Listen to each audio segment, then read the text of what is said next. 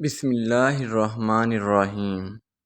مرنے کے بعد اگر پتہ چلا کہ خدا کا وجود نہیں ہے تو پھر کیا ہوگا؟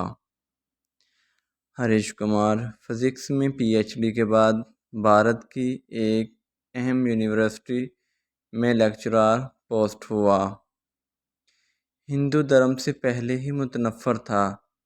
1986 میں لندن میں دوران تعلیم اسٹیفن ہاکنگر کے لیکچرز اور کتب سے ایسا متعارف ہوا کہ خدا کا ہی منکر ہو گیا، اور ایسا منکر کہ بڑے بڑے مسلم، عیسائی اور یہودی علماء سے بھرپور مباحثہ کرتا۔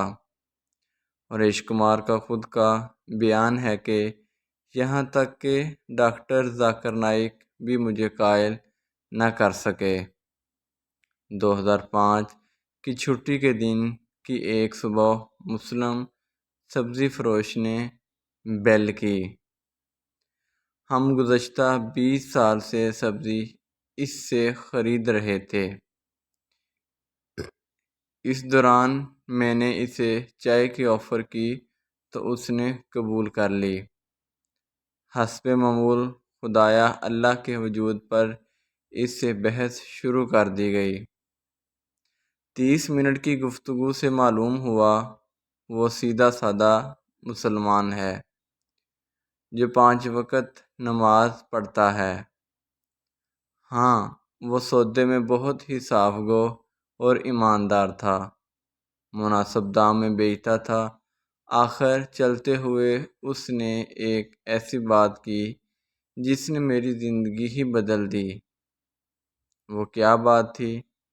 ڈاکٹر جی، تم نے خود بولا کہ تقریباً 6000 سے 10,000 سال سے انسانی تاریخ میں پیغمبروں کی کہانیاں چل رہی ہیں، اور سب کے سب ایک اللہ اور جنت دوزخ کی بات کرتے ہیں، اور سائنس مرنے کے بعد کے حالات کا جواب ہی نہیں دے سکتی۔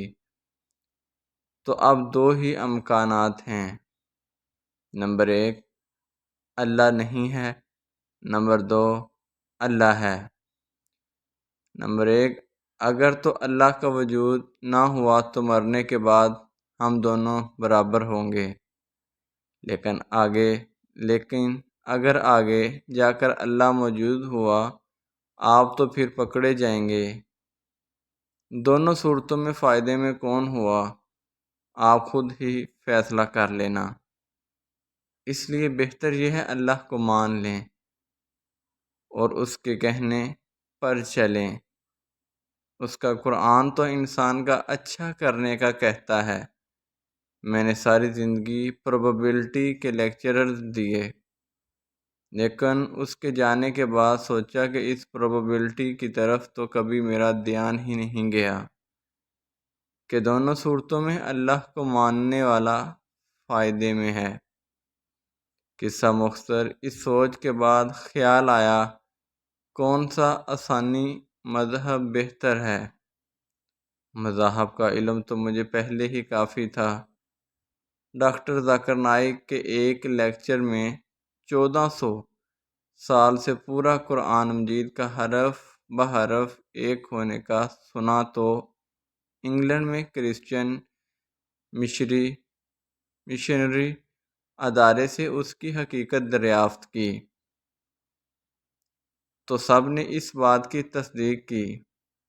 الحمدللہ آج مجھے اور میرے سارے گھر کو مسلمان ہوئے 15 سال ہو گئے۔ میں اسلامی تعلیمات کے لیے کیرالہ شفٹ ہو گیا۔ میری 3 بیٹیاں حافظ قرآن ہیں، اور اللہ کریم نے میری زندگی ہی بدل دی۔ لیکن اس سبزی والے عبدالاحد سے دوبارہ میری ملاقات نہ ہو سکی۔ لیکن میں نے قبول اسلام کے بعد اپنا نام بھی عبدالاحد رکھا۔ وہ کون تھا؟ یقیناً انسان تھا، مگر فرشتہ صفت انسان۔ تو ناظرین، اس واقعے سے ہمیں بہت کچھ سیکھنے کو ملتا ہے۔ اللہ حافظ۔